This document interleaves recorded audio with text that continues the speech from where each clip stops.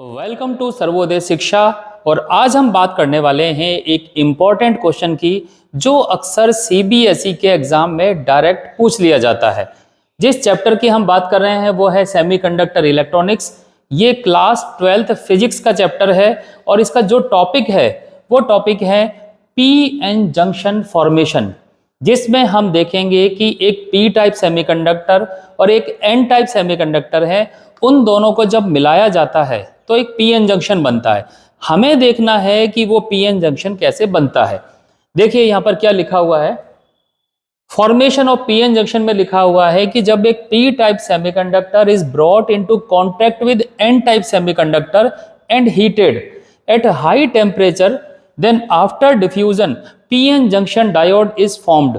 It means जब एक P type semiconductor को एक एन टाइप सेमीकंडक्टर के पास लाते हैं कुछ इस तरह से, तो यहां पर ये वाला जो सिरा है ये कहलाता है junction. This is known as junction. हमें पढ़ना है कि इस जंक्शन का फॉर्मेशन कैसे होता है। ये कोई सिंपली ऐसे पास रख देना नहीं है। यहां पर हमने लिखा है हाई टेम्परेचर हो और उस समय डिफ्यूजन भी हो। डिफ्यूजन का मतलब है पी टाइप सेमीकंडक्टर से होल या इलेक्ट्रॉन एन टाइप में जाएंगे और एन टाइप से होल या इलेक्ट्रॉन पी टाइप में आएंगे। तो यहां पर जो चीजें होती हैं हमें वो सारी की सारी पीएन जंक्शन के फॉर्मेशन में समझनी है। तो समझने के लिए हमें क्या करना है वो देखते हैं। हम इसको समझेंगे भी और साथ में हम ये भी देखेंगे कि इसको हम कैसे लिखें। तो आगे चलते हैं। जब भी हम पीएन जंक्शन को पढ़ते हैं तो 4 स्टेप बहुत ही इंपॉर्टेंट हैं। पहला है diffusion current, depletion region, potential barrier और ड्रिफ्ट करंट। जब हम इन चारों को एक्सप्लेन कर देंगे तब हम ये कह सकते हैं कि ये क्वेश्चन करीब 3 मार्क्स का आता है और उस समय हमें यहाँ पर 3 मार्क्स मिल सकते हैं। हम एक एक करके इनको एक्सप्लेन करते हैं। सबसे पहले बात करते हैं डिफ्यूजन करंट की। ये एक पीएन जंक्शन डायोड है जिसके ये 2 टर्मिनल हो गए। एक टर्मिनल यहां पर है और एक टर्मिनल यहां पर है, मींस ये 2 टर्मिनल डिवाइस है। डिफ्यूजन करंट को समझने के लिए हम P और N को कैसे रिप्रेजेंट करते हैं पहले उस पर आते हैं। तो पहले हम P और N को रिप्रेजेंट कर लेते हैं। जब भी P टाइप सेमीकंडक्टर होता है तो हम क्या करते हैं, यहां पर ऐसे बड़े बड़े नेगेटिव आयंस दिखाते हैं और उन नेगेटिव आयन के बाहर एक छोटा सा सर्कल बनाते हैं। ये जो छोटा सा सर्कल है ये है होल। अगर हम इसकी बात करें तो ये जो होल है दिस इज मेजॉरिटी होल। और इसी तरह से जब हम एन टाइप सेमीकंडक्टर की बात करते हैं, यहां पर हम जो आयन दिखाते हैं वो बहुत बड़े बड़े प्लस के साइन से रिप्रेजेंट करते हैं और उनके ऊपर हम एक छोटा सा डॉट लगाते हैं और वो डॉट इलेक्ट्रॉन को रिप्रेजेंट करता है। तो दीज आर मेजॉरिटी इलेक्ट्रॉन। तो ध्यान देने की बात यह है कि इस तरह के पीएन जंक्शन में हम इलेक्ट्रॉन और होल तो बताते हैं जो मेजॉरिटी हैं, माइनॉरिटी को हम जनरली नहीं बताते हैं। तो अगर हम माइनॉरिटी को नहीं भी बताएं तो ऐसा नहीं है कि वो है नहीं, ये सिर्फ एक सिंबॉलिक रिप्रेजेंटेशन है। हम बाकी को भी इस तरह से शो कर देते हैं। अब क्या होता है, यहां पर ये मेजॉरिटी ज्यादा है, मीन्स इलेक्ट्रॉन ज्यादा है और यहां मेजॉरिटी में होल ज्यादा है। तो होता क्या है कि ये इलेक्ट्रॉन डेंसिटी के डिफरेंस की वजह से, डेंसिटी डिफरेंस का मतलब है जैसे कि एक कमरे में ज्यादा लोग बैठे हैं तो क्या होगा, वो ज्यादा लोग कम लोगों वाले कमरे में जाने की कोशिश करेंगे। ये है जस्ट डेंसिटी का डिफरेंस या कॉन्सेंट्रेशन का डिफरेंस। तो कॉन्सेंट्रेशन डिफरेंस की वजह से इस तरह से ये इलेक्ट्रॉन इधर चला जाएगा, ये इलेक्ट्रॉन इधर चला जाएगा।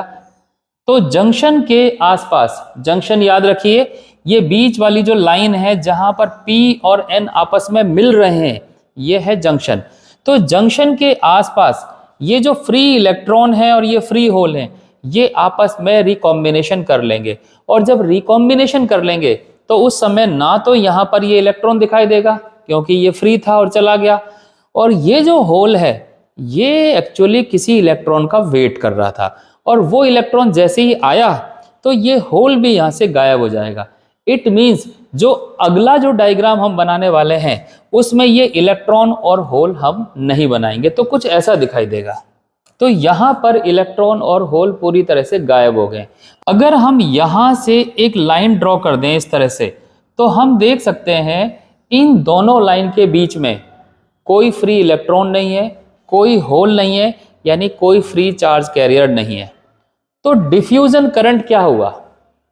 इलेक्ट्रॉन के और होल की डेंसिटी के डिफरेंस की वजह से इलेक्ट्रॉन तो चला है यहाँ से ऐसे और होल चला है यहाँ से ऐसे।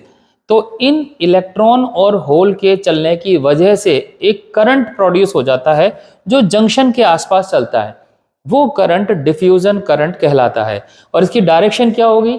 अगर हम इस इलेक्ट्रॉन की बात करें या इस होल की बात करें, तो इलेक्ट्रॉन की डायरेक्शन के अपोजिट इस डिफ्यूजन करंट की डायरेक्शन होगी। मींस P से लेकर N टाइप की तरफ ये डिफ्यूजन करंट फ्लो होगा। अब इसे कैसे लिखना है इसको देखते हैं। यहां लिखा है due to the concentration difference hole diffuses from P side to N side and electrons diffuses from N side to P side. This motion of charge carriers give rise to diffusion current. Direction of diffusion current is from P side to N side semiconductor. यानी कि ये वही है जो हमने समझा है और ये इसको शॉर्टेस्ट तरीके से लिखने का एक तरीका है। अब आगे आते हैं दूसरे पॉइंट पर। दूसरा पॉइंट है डिप्लीशन रीजन। इसको समझने के लिए हम उसी डायग्राम पर वापस आते हैं। तो उस डायग्राम में मैं वो चीजें रिप्रेजेंट कर देता हूं। ये क्या चीज है? ये है इमोबाइल एटम। इसी तरह से ये भी इमोबाइल एटम है। मींस ये तो कहीं जाएंगे नहीं। अब चूंकि इनका इलेक्ट्रॉन और इसका होल यहां से गायब हो चुका है, तो बेटर है कि हम इसको आयंस बोल दें। दीज आर इमोबाइल आयंस, जो बिल्कुल नहीं चलेंगे। जिनको चलना है वो ऐसे होते हैं फ्री इलेक्ट्रॉन इस तरह के, लेकिन फ्री इलेक्ट्रॉन तो यहाँ है ही नहीं। तो डिप्लीशन रीजन का मतलब होता है ऐसी जगह जहां पर कोई नहीं रहता हो। तो इस केस में ये जो रीजन बना, ये वो रीजन बना जहां पर कोई भी फ्री चार्ज कैरियर नहीं है। तो जंक्शन के आसपास ऐसा छोटा सा रीजन जनरेट हो जाता है जहां पर कोई फ्री चार्ज कैरियर नहीं होता, और उसी को हम बोलते हैं डिप्लीशन रीजन। इसमें कौन होते हैं? सिर्फ आयंस होते हैं। तो ये है दूसरा पॉइंट, डिप्लीशन रीजन। कैसे इसको लिखना है वो देखते हैं। Due to diffusion of electron and hole a thin region around the junction containing immobile positive and negative ions is created, which is called depletion region. In this region no free charge carrier exists. बिल्कुल वैसा ही है जैसा कि हमने समझा है। Next point पर आते हैं। नेक्स्ट पॉइंट है पोटेंशियल बैरियर।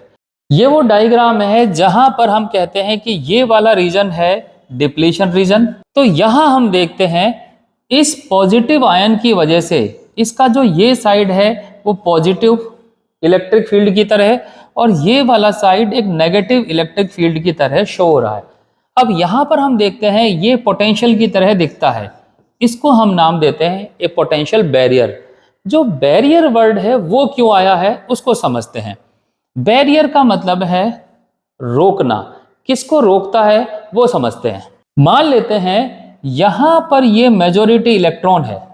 ये मेजॉरिटी इलेक्ट्रॉन अगर ये यहां पर अज्यूम कर लें थोड़ी देर के लिए, तो देखिए क्या होगा। ये पॉजिटिव चार्ज इसको इस तरफ अट्रैक्ट करेगा, और अगर ये होल जो है ये यहां पर मान लेते, मैं होल को एक पॉजिटिव साइन से रिप्रेजेंट करता हूं जिससे कि अच्छे से समझ में आए, तो ये नेगेटिव चार्ज इसको इस तरफ अट्रैक्ट करता।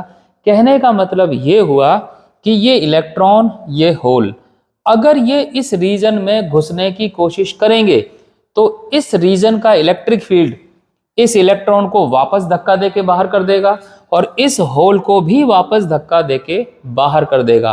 कहने का मतलब है ये मेजॉरिटी चार्ज के लिए ये एक बैरियर है। यानी कि मेजॉरिटी चार्ज का मतलब है एन टाइप में इलेक्ट्रॉन, पी टाइप में होल, इनको ये जाने नहीं देता है, इसलिए इसका नाम बैरियर कहते हैं। ये है पोटेंशियल बैरियर। ये बना क्यों है? क्योंकि डिप्लीशन रीजन के अंदर ये इमोबाइल आयंस हैं, उसकी वजह से एक ऐसा फील्ड बना है जो सिर्फ मेजॉरिटी चार्ज कैरियर को जाने नहीं देता है, इसलिए इसका नाम पोटेंशियल बैरियर कहते हैं। कैसे इसको लिखना है उसको भी समझते हैं। It is a potential difference set up across the junction which oppose the further diffusion of majority charge carriers through the junction. This potential difference is called potential barrier. तो इस तरह से इस पोटेंशियल बैरियर को हम समझ सकते हैं। अब आते हैं चौथे पॉइंट पर, और वो है ड्रिफ्ट करंट। इसको भी समझते हैं।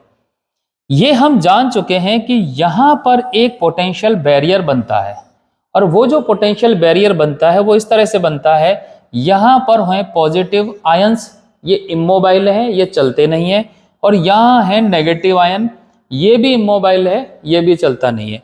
इसकी वजह से यहाँ ये नेगेटिव और यहाँ ये पॉजिटिव, इस तरह की एक पोटेंशियल जनरेट हो जाती है।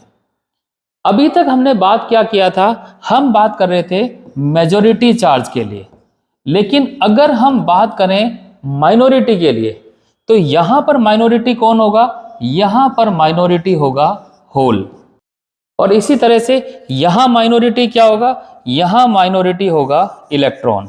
फिर से मैं याद दिला दूं, मेजॉरिटी चार्ज कैरियर तो जंक्शन के आर पार जा ही नहीं सकता, उसके लिए बैरियर है।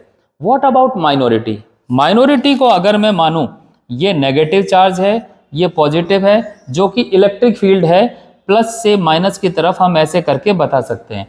सोचिए कि ये इलेक्ट्रॉन अगर यहाँ होता, सोचने की बात है यहाँ क्यों होता, तो देखिए ये बीच का जो रीजन है, इसके लेफ्ट में पूरा पी टाइप सेमीकंडक्टर है, तो पी टाइप सेमीकंडक्टर में तो कहीं भी माइनॉरिटी हो सकता है। तो अगर ये माइनॉरिटी यहाँ होता तो ये नेगेटिव पोटेंशियल इसको रिपेल करके दूसरी तरफ भेज देता। इसी तरह से ये जो होल है, ये यहाँ होता तो इसका ये पॉजिटिव पोटेंशियल इसको रिपेल करके दूसरी तरफ भेज देता। तो एज ए रिजल्ट हम कह सकते हैं माइनॉरिटी चार्ज के लिए ये बैरियर किसी तरह की रुकावट पैदा नहीं करता है, ये माइनॉरिटी चार्ज को जाने देता है। तो बैरियर को हम पूरी तरह से समझें तो ये कह सकते हैं मेजॉरिटी चार्ज कैरियर को रोकता है, और माइनॉरिटी के लिए बैरियर जैसी कोई चीज नहीं होती। अब माइनॉरिटी चार्ज की वजह से जो करंट बना, वो करंट बना ड्रिफ्ट करंट, और इसकी डायरेक्शन भी हम यहाँ पर देख सकते हैं, इलेक्ट्रॉन की डायरेक्शन के अपोजिट, यानी कि n से p।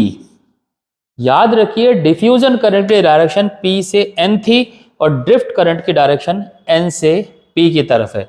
तो ये हुआ ड्रिफ्ट करंट। कैसे लिखना है उसको भी समझ सकते हैं।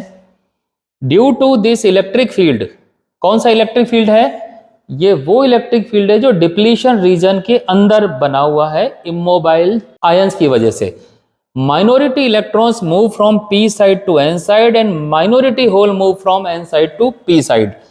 Motion of this charge carrier are known as drift and produce drift current. Direction of drift current is opposite to the direction of diffusion current. तो डिफ्यूजन करंट की डायरेक्शन थी p से लेकर n की तरफ, और ड्रिफ्ट करंट की direction है n से लेकर p की तरफ। कहने का मतलब है दोनों की डायरेक्शन एक दूसरे के अपोजिट है। When these two current are equal, जब भी ये दो करंट इक्वल हो जाएंगे तो उस केस में हम कहेंगे नेट करंट कितना हुआ, नेट करंट विल बी 0। तब pn जंक्शन फॉर्मेशन हो चुकी है, और उस समय pn जंक्शन इक्विलिब्रियम में कहा जाएगा। तो इस तरह से जैसे जैसे चार्ज कैरियर एक दूसरे की तरफ जाते हैं, मींस n टाइप से p टाइप या p टाइप से n टाइप की तरफ जाते हैं, तो वहां पर ड्रिफ्ट और डिफ्यूजन ये साथ साथ होता है, और वो इस तरह से होता है कि नेट करंट 0 होता है। उस केस में हम कहते हैं कि pn जंक्शन फॉर्म हो चुका है और वो इक्विलिब्रियम में है। तो इसी के साथ ये टॉपिक समाप्त हो गया। ये एक 3 नंबर का क्वेश्चन है जो कि एग्जाम में डायरेक्ट पूछा जाता है, और इस चैप्टर का एक बहुत ही इंपॉर्टेंट क्वेश्चन है। Thank you.